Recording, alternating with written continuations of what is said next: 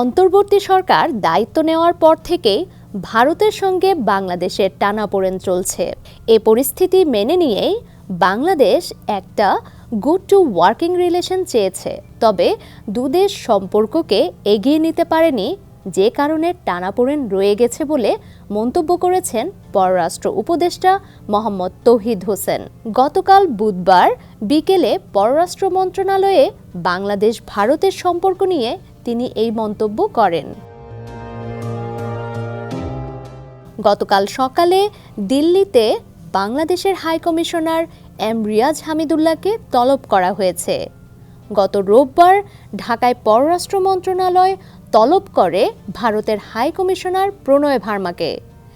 এই পরিস্থিতি দুই দেশের সম্পর্কের টানাপোড়েন আরও বাড়িয়ে দিয়েছে নাকি সম্পর্ক নতুন একটি ধাপে যাচ্ছে, এই প্রশ্ন করা হয় পররাষ্ট্র উপদেষ্টাকে।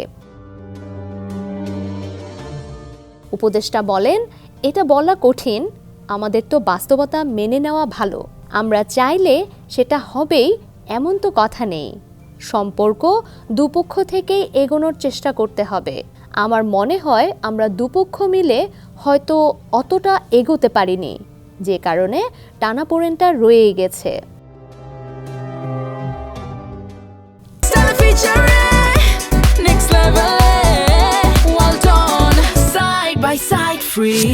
তিনি বলেন, শেখ হাসিনা ভারতে বসে আগে বক্তব্য দিতেন শুধু সামাজিক মাধ্যমে, পরে আমরা দেখলাম প্রধান গণমাধ্যমে তার বক্তব্য আসছে এবং সেই বক্তব্যের মধ্যে বাংলাদেশ নিয়ে প্রচুর উস্কানি রয়েছে। শেখ হাসিনা আদালত থেকে শাস্তিপ্রাপ্ত হয়েছেন। তিনি আমাদের পাশের দেশে বসে এখানে অস্থিরতা সৃষ্টির চেষ্টা করছেন। এটা আমরা আপত্তি করব এবং ভারতের সহায়তা চাইব যেন তারা তাকে ফেরত পাঠান। তৌহিদ হোসেন বলেন, সর্বশেষ যে বক্তব্য ভারত দিয়েছে তাতে আমাদের নসিহত করা হয়েছে। সেটার কোনো প্রয়োজন আছে বলে আমি মনে করি না। বাংলাদেশে নির্বাচন কেমন হবে এটা নিয়ে আমরা প্রতিবেশীদের উপদেশ চাই না। ভারতীয় ভিসা সেন্টার বন্ধ নিয়ে এক প্রশ্নে উপদেষ্টা বলেন, আজকে যেহেতু একটি কর্মসূচি ছিল, কাজেই নিরাপত্তার কারণে ভিসা সেন্টার বন্ধ রাখতে পারে। আমরা নিরাপত্তা যেন বিঘ্নিত না হয় সেই চেষ্টা করেছি।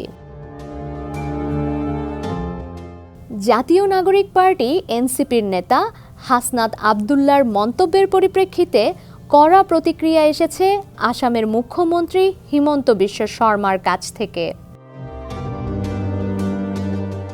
গত মঙ্গলবার স্থানীয় সাংবাদিকদের তিনি বলেন, বাংলাদেশে গত এক বছরে এই চর্চা বারবার হচ্ছে।